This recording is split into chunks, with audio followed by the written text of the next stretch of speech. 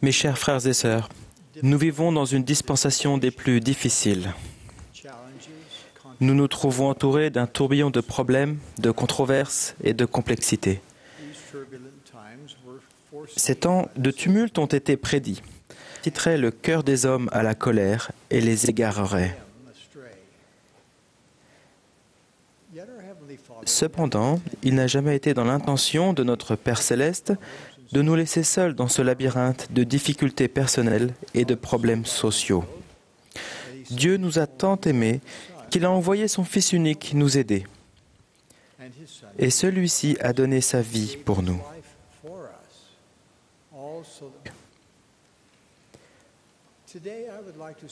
Aujourd'hui, je vais expliquer comment nous pouvons attirer dans notre vie le pouvoir de notre Seigneur et Maître, Jésus-Christ.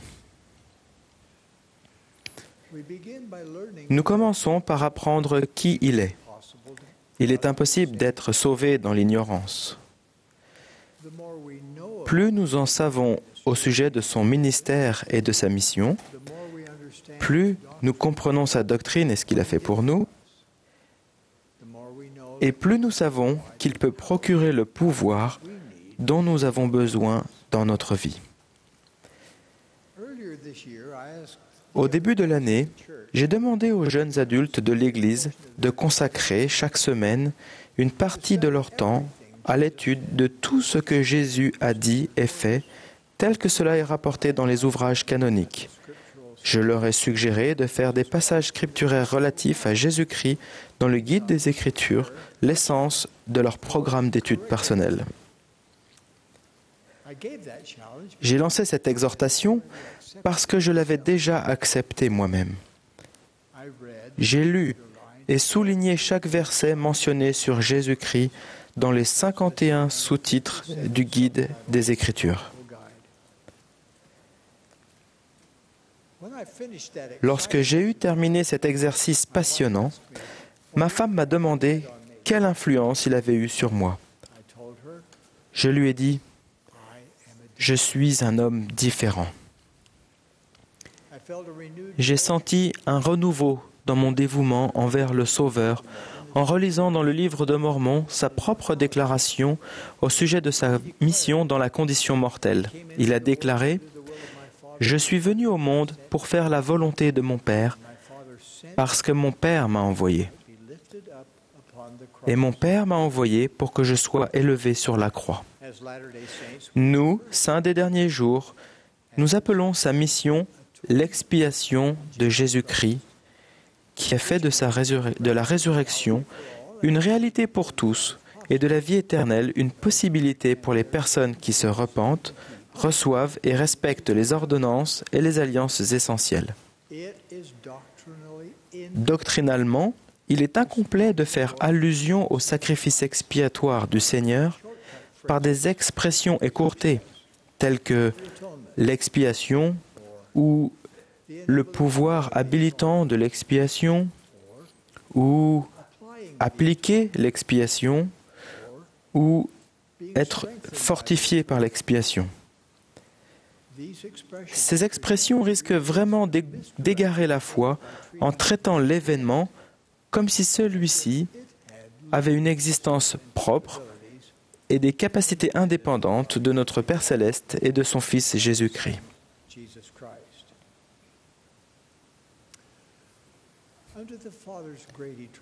Conformément au grand plan éternel du Père, c'est le Sauveur qui a souffert. C'est le Sauveur qui a rompu les liens de la mort. C'est le Sauveur qui a payé le prix de nos péchés et de nos transgressions et qui les efface à condition que nous nous repentions.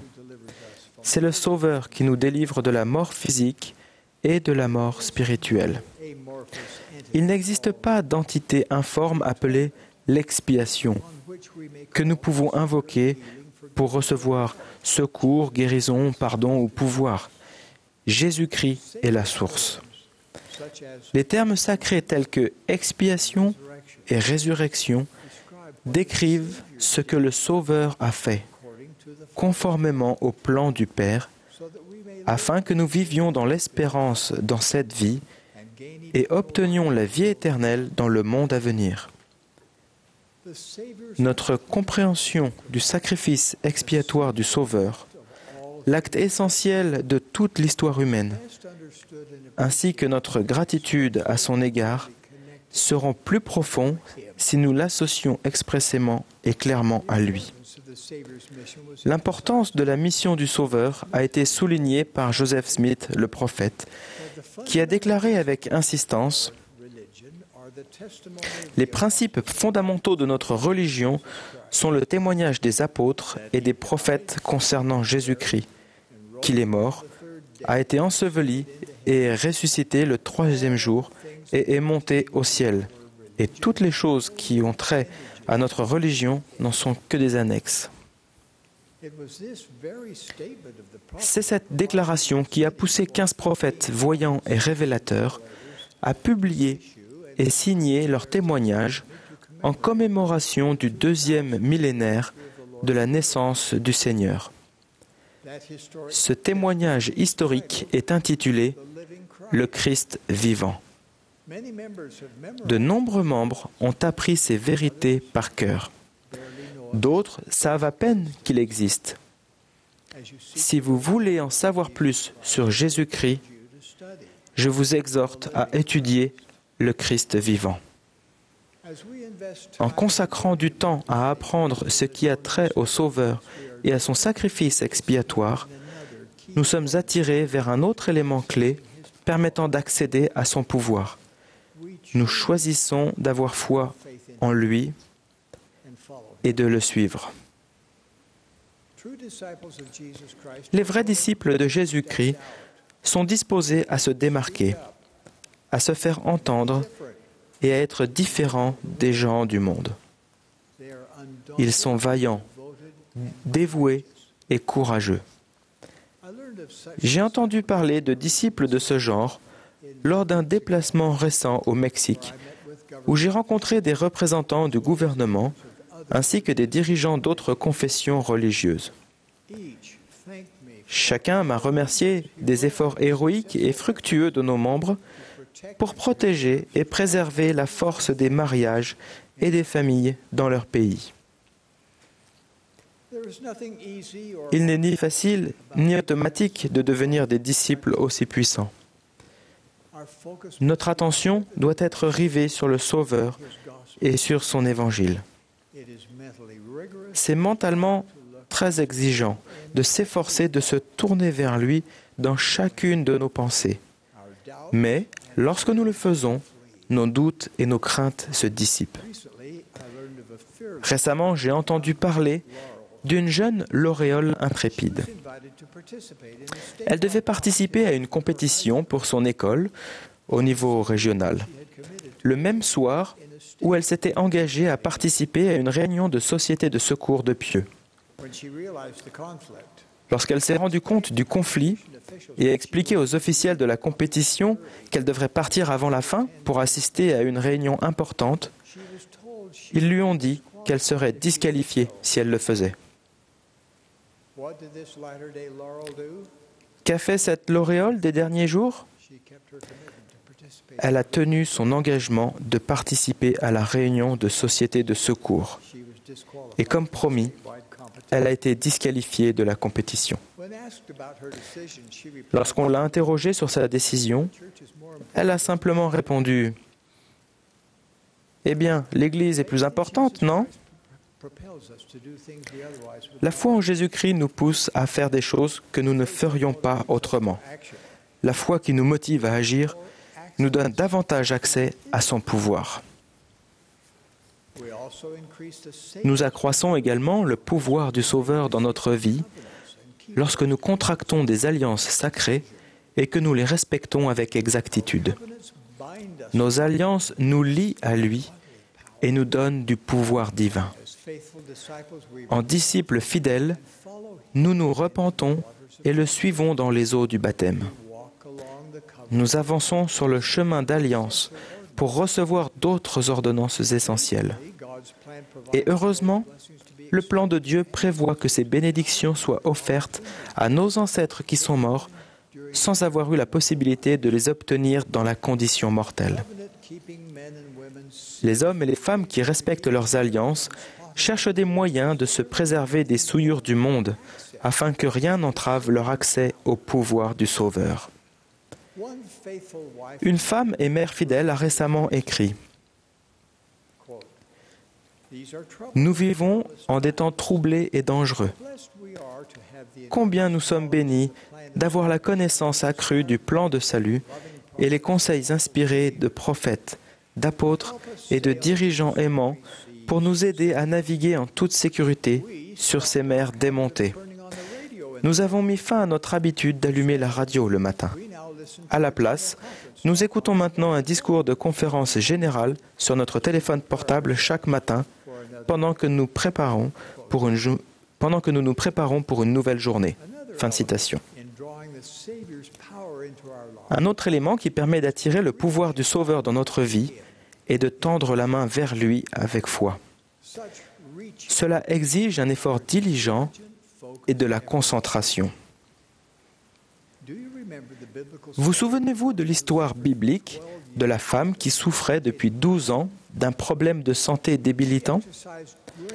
Elle fit preuve d'une grande foi au Sauveur, s'exclamant « Si je puis seulement toucher ses vêtements, je serai guérie. » Cette femme fidèle et concentrée dut se dépasser pour avoir accès à son pouvoir. Son effort physique était symbolique de son effort spirituel. Nombre d'entre nous ont crié du fond du cœur une variante des paroles de cette femme. Si je pouvais me dépasser spirituellement suffisamment pour attirer le pouvoir du Sauveur dans ma vie, je saurais comment faire face à ma situation déchirante. Je saurais quoi faire et j'aurais le pouvoir de le faire. Lorsque vous tendrez la main pour bénéficier du pouvoir du Seigneur dans votre vie, avec la même intensité qu'une personne en train de se noyer cherche à reprendre son souffle, le pouvoir de Jésus-Christ sera votre. Lorsque le Sauveur saura que vous voulez véritablement tendre la main vers lui, lorsqu'il sentira que le désir le plus cher de votre cœur est d'attirer son pouvoir dans votre vie, le Saint-Esprit vous fera savoir exactement ce que vous devez faire. Lorsque vous vous dépasserez plus que jamais spirituellement, alors son pouvoir vous envahira. Et alors, vous comprendrez le sens profond de mots que nous chantons dans le cantique, l'Esprit du Dieu Saint. Des saints, le Seigneur accroît l'intelligence, et tout se ressent de sa pure influence. Le voile commence à s'ouvrir à nos yeux. L'évangile de Jésus-Christ est rempli de son pouvoir, qui est à la disposition de chaque fille ou fils de Dieu qui le recherche sincèrement. Je témoigne que lorsque nous attirons son pouvoir dans notre vie, il s'en réjouit autant que nous. Moi, l'un de ses témoins spéciaux, je déclare que Dieu vit. Jésus est le Christ. Son Église a été rétablie sur la terre. Le prophète de Dieu sur la terre aujourd'hui est le président Thomas S. Monson, que je soutiens de tout mon cœur. J'en rends témoignage, vous exprime mon amour et vous donne ma bénédiction au nom sacré de Jésus-Christ. Amen.